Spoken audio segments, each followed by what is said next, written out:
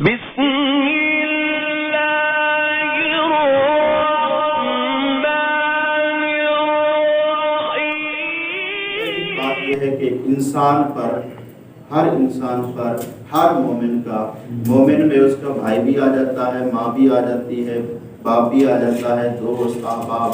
ہر رشتہ بھی آ جاتا ہے، دوست بھی آ جاتے ہیں، اور جو اس کے ہمسائے ہیں، ہر طرح کے جو ہے مومن اس میں شمار ہو جاتے ہیں۔ لفظ مومن ہم استعمال کریں گے کہ ہر انسان پر ایک مومن کے حق ہیں، دو طرح کے، ایک زندگی میں حق ہے، ایک اس کے مرنے کے بعد ہے۔ زندگی میں حق کیا ہے؟ ایک مومن کا دوسرے مومن پر حق یہ ہے کہ اسے خوش و مسرت رکھے، اسے خوشی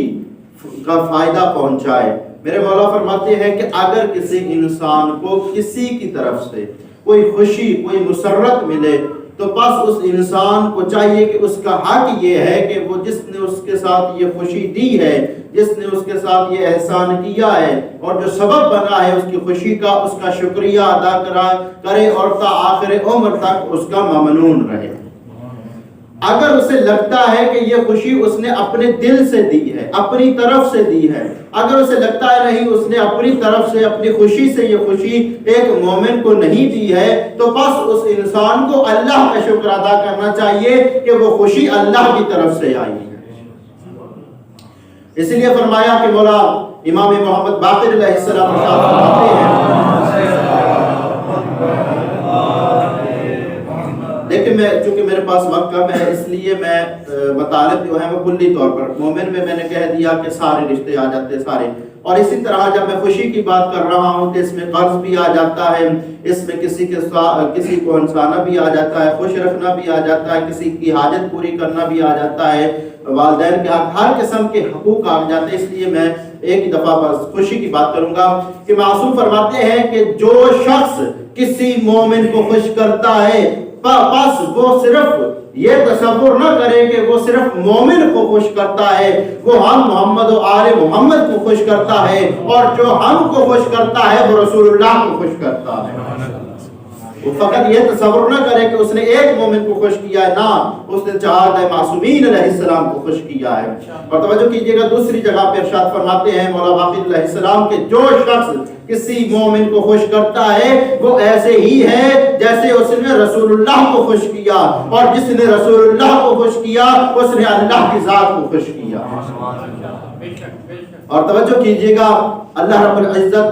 جب حضرت موسیٰ علیہ السلام خدا کی بارگاہ میں مناجات کر رہے تھے تو درمیان میں ایک بات آتی ہے جسے امام محمد باقر علیہ السلام نے نقل فرمایا ہے۔ مولا فرماتے ہیں کہ جب یہ مناجات کر رہے تھے تو خداوند عالم کی طرف سے آواز آئی، اے موسیٰ، بندوں میں سے کچھ بندے ایسے بھی ہیں کہ جن کے لیے میں نے جنت کو مباح کر رکھا ہے۔ توجہ کیجئے گا، بندوں میں سے کچھ بندے ایسے بھی ہیں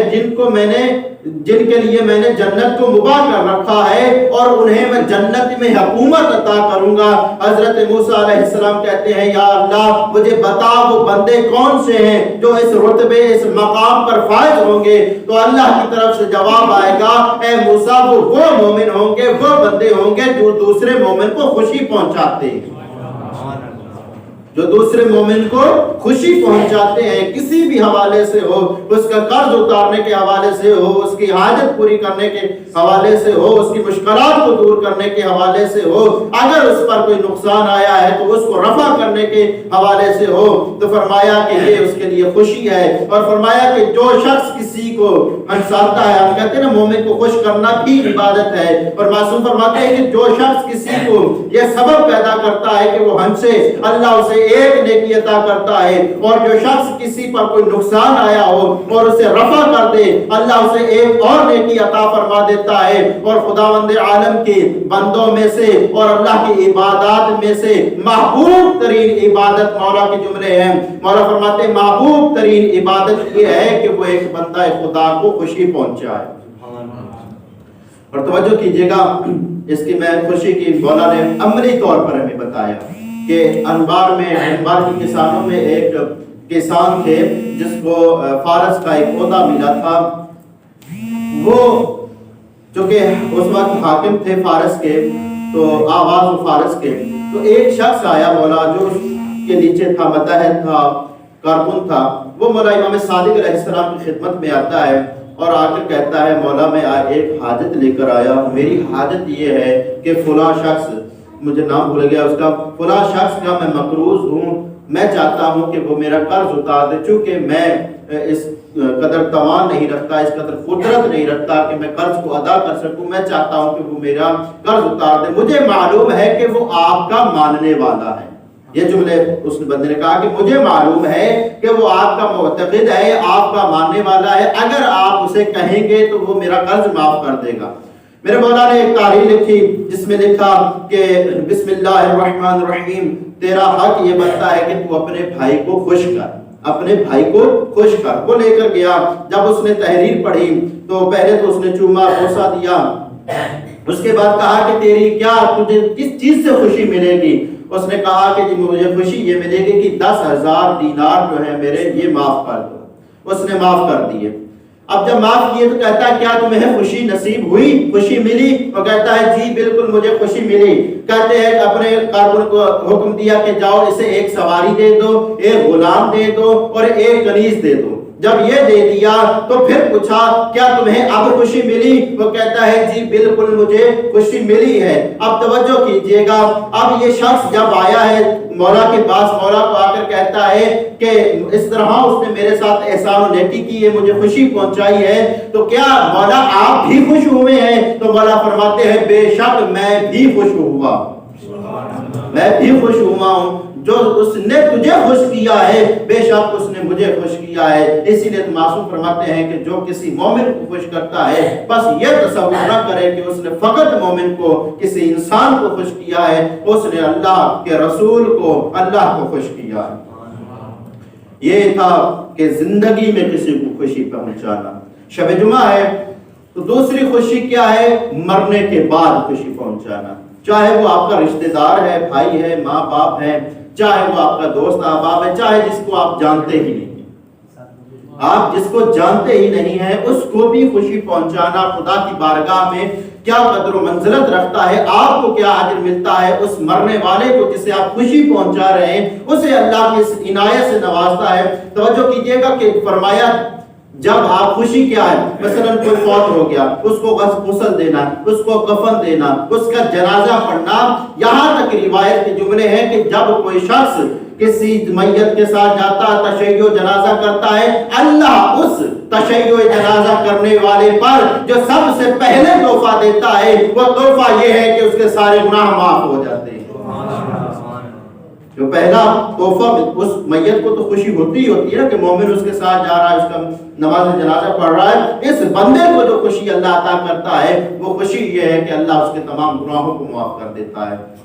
اور توجہ کیجئے گا، فرمایا کہ جب کوئی انسان انگلیاں اب رکھ کے انا انزلنا کی تلاوت کرتے ہیں نا، اس کا اجر و ثواب کیا ہے؟ خداوند عالم ایک فرشتہ پیدا کر دیتا ہے، اس 7 دفعہ جو آپ یہ عمل کرتے ہیں ایک فرشتہ پیدا کر دیتا ہے، وہ فرشتہ اس قبر کے کنارے عبادت کرتا رہتا ہے۔ جب قیامت کا دن ہوگا یہ فرشتہ اسے ملے گا اور وہ خوف و ہراس سے پاک ہو کر وہ انسان اٹھے گا، اور فرمایا کہ اس فرشتے کے نیک اعمال جتنے بھی اس نے اعمال بجا لائے ہیں اللہ اس میت کے نام اعمال میں لکھ دے گا، اور معصوم کے جملے ہیں اعمال میں لکھنے کی وجہ سے، اس فرشتے کی عبادت کی وجہ سے اللہ اسے جنت میں داخل کر دے گا۔ صرف کیا چھوٹا سا عمل، چھوٹی سی ہم خوشی پہنچا رہے ہیں۔ اور قبلہ توجہ کیجیے گا کہ خراسان کے واقعے میں پڑھا تھا، خراسان کے جو گورنر ہے، اتنا مشہور گورنر، اتنا مالدار گورنر، جب مر جاتا ہے تو کہتا ہے کہ مجھے کچھ تو عنایت کرو، کچھ تو صدقہ دو میری خاطر، چاہے جو چیز تم کتے کے لیے ڈالتے ہو مجھے وہ دے دو، میرے لیے وہی باعث مسرت ہے۔ یہاں تک مرنے کے بعد ایک ایک نیکی کی انسان کو جب ضرورت پڑتی ہے تو دیکھیے کہاں کتے کو چیز جو ڈالتے ہیں، کتنی جو کتے کو ڈالتے ہیں ظاہری بات ہے وہ ہمارے نگاہ میں اہمیت نہیں رکھتی، تو لیکن فرمایا کہ وہ بھی میرے لیے کر دو گے تو یہ میرے لیے باعث مسرت ہے۔ آخری روایت رسول اللہ صلی اللہ علیہ وآلہ وسلم کی، رسول خدا فرماتے ہیں کہ جب کوئی انسان اس دنیا سے چلا جاتا ہے، یہ شب جمعہ میں نے اس لیے موضوع انتخاب کیا اس حدیث کی خاطر خاص طور پر، فرماتے ہیں کہ جمعہ کے دن، یا بعض روایتوں میں ہے کہ جمعرات کے 12 بجے سے یعنی ظہر کے بعد سے تا جمعے کی جو نماز مغربین ہے اس وقت تک یہ مرحومین ان کی روحیں ہمارے گھروں پر آتی ہیں۔ رسول اللہ فرماتے ہیں ہمارے گھروں پر آتی ہیں اور ایک درد بھری آواز میں، ایک درد بھری، جس طرح روایت کے جملے میں انشاءاللہ اسی طرح پیش کرنے کی کوشش کروں گا، ایک درد بھری آواز میں اور رو کر پکار کر کہتے ہیں کہ اے میرے اہل خانہ، اے میرے لواحقین، اے میرے ماں باپ، اے میری اولاد، جو میں نے مال چھوڑا اس کی وجہ سے مجھے تو عذاب مل رہا ہے، وہ مال تو دوسرے تقسیم کر لیا ہے، دوسروں نے تقسیم کر لیا ہے، اب میں تم سے یہ گزارش کرتا ہوں کہ میرے ہی مال سے، توجہ کیجئے گا، میرے ہی مال سے میرے لیے 1 روپیہ، 1 روٹی یا 1 کپڑا دے دو جو میرے لیے باعث مسرت ہو سکے۔ روایت کے جملے اسی طرح ہیں کہ کیا ہے کہ باعث مسرت ہو سکے، مجھے میری قبر میں وہ فائدہ پہنچا سکے۔ 1 روپیہ کی قیمت کیا ہے، 1 روٹی کی قیمت کیا ہے، 1 کپڑے کی قیمت کیا ہے۔ فرمایا کہ اگر یہ بھی میرے لیے تم صدقہ کر دو گے تو میرے لیے یہ باعث مسرت ہے اور میرے لیے باعث نجات ہے۔ اور فرمایا رسول خدا جب یہ حدیث بیان کر چکے تو زارو قطار رونا شروع ہو گئے، روتے روتے بے ہوش ہو گئے۔ جب ہوش میں آئے، یہ حالت تھی کہ رسول اللہ سے بات نہیں ہو رہی تھی، جب کچھ سنبھلے اور فرمانے لگے کہ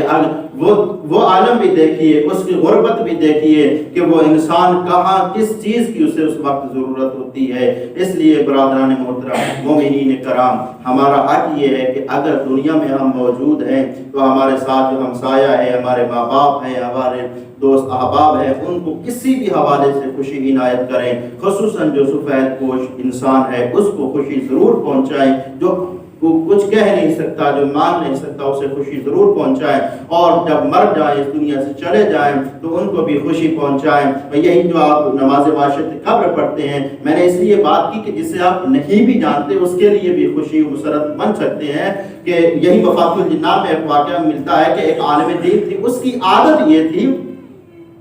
کہ وہ جب بھی کوئی مر جاتا تو اس کے لیے نماز واشت قبر کو پڑھتا، چاہے اسے وہ جانتا چاہے اسے وہ نہیں جانتا تھا۔ توجہ کیجئے گا، ایک دفعہ ایسا ہوا کہ اس نے نماز واشت قبر پڑھی کسی کے بارے میں، چند دنوں کے بعد ایک اور عالم دین اسے ملے اور آ کر کہتے ہیں کہ قبلہ مجھے فلاں مرحوم کی زیارت ہوئی۔ وہ مرحوم کہتا ہے کہ فلاں عالم دین جو نماز واشت قبر پڑھتا تھا، جانتا نہیں تھا اسے، نماز واشت قبر کی وجہ سے اللہ نے مجھے نجات عطا فرما دی۔